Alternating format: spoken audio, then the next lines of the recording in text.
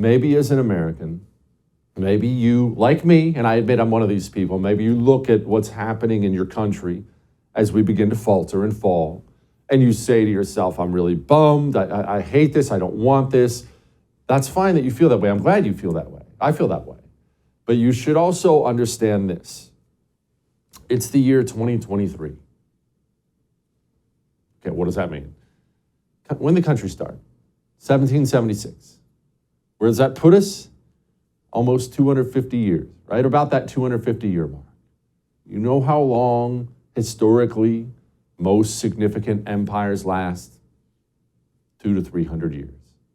That's about what you've got. Now, maybe that doesn't make you feel better at all, but you should know this is how it goes. What I'm about to describe for you, this is how it always goes. You start out and things are good and you have good patriots and great people running the country, and the country has a new idea like we did, the idea of freedom, and everyone loves it and they embrace it and we go all in, and then the country grows and it's ambitious and things are going really well, and things get going so well that you just get so rich and so far removed from your founding that you lose your way. And the people who want to pick at the bones and tear your country down, they don't like that you're number one. People inside your borders and outside of your borders, which we'll talk about a bit tonight, they see an opportunity. They see a population that's fat, complacent, lazy, bored, and just doesn't want to protect the thing they have, and things just start rotting. Slowly but surely, they start rotting. That's all you're seeing here. And now we're probably at the stage where things will pick up in pace a little bit. No, America's not going to fall tomorrow. I'm not doing any of that doomsday stuff. But we're at a place now where we have failed multiple times, and we've failed on the world stage. And that in and of itself, that is the problem. I've been doing a lot of reading lately, we'll get to America in a second, but I've been doing a lot of reading lately on Napoleon and his various conquests and whatnot. And he's one of these historical characters that I have a real love-hate relationship with. He's so fascinating and talented, at the same time just horrible about some things. But one of the things I always find sad about the Napoleon story, every time I read it, is there's this great general and he's conquered so much and all these lands and everyone's scared to death of him. But then towards the end, when he loses a battle here, there, they all just start coming for him. The second they see the king bleed a little bit, they start coming for him. And from there, it was already over. That's what we are right now. Do you remember? You remember Afghanistan? Now, this building up to this moment took a long time. I don't want to act like it was just one singular moment that really brought all this about. That would be a huge oversimplification. But this was the moment the world found out, oh man, we got a late stage republic over here.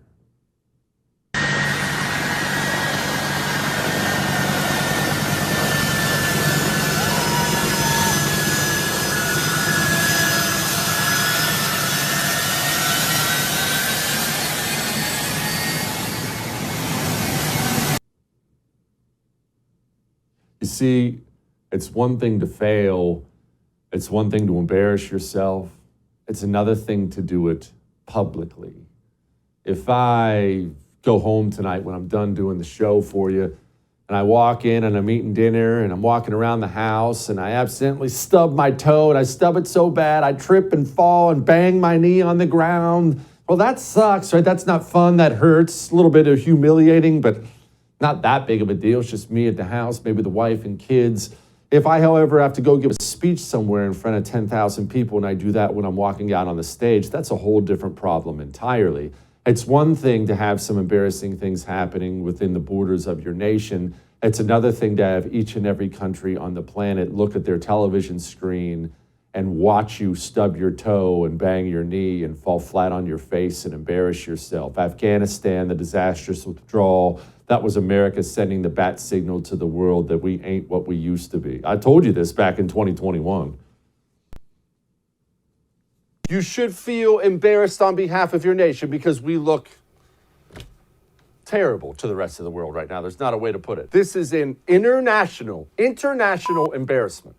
America has been the global superpower for your entire lifetime. It has. We took over that role right about the end of World War I. That's when we really became top dog.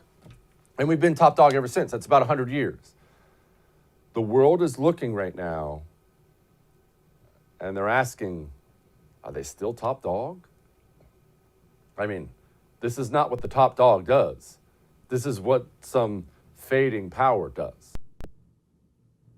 And what happened? After that was done, what happened?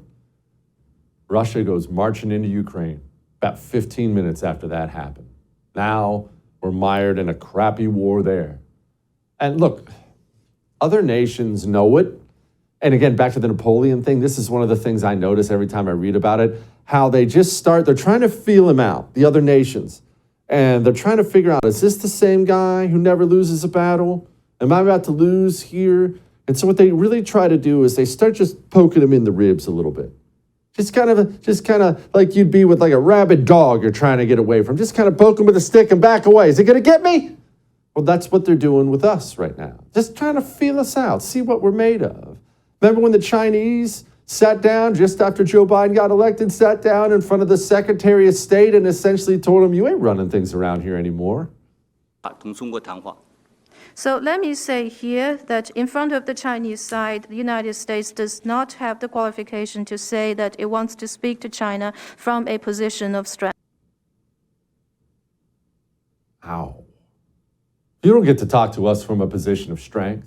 And maybe when you watched that clip initially, maybe you were filled with this, wait a minute, yes we do, I know I was. Hey, who do you think you are, China?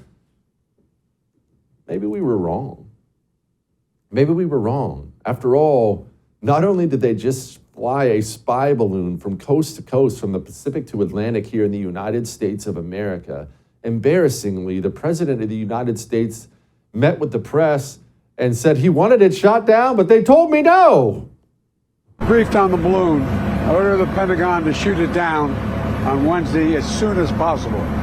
They decided, without doing damage to anyone on the ground, they decided that the best time to do that was as it got over water. I told them to shoot it down. On Wednesday? On Wednesday. But the recommendation they said to me, let's wait till the safest place to do it. They said to me? So someone's ordering around the commander-in-chief? Well, that's where we're at now? This guy, Mark Milley, the guy who promised China he'd warn them if we were going to attack? As part of that conversation, I said, General Lee, there's not going to be a war, there's not going to be attack between great powers. And if there was, the tensions would build up. There'd be calls going back and forth from all kinds of senior officials. I said, hell, General Lee, I'll probably give you a call, but we're not going to attack you. Trust me, we're not going to attack you.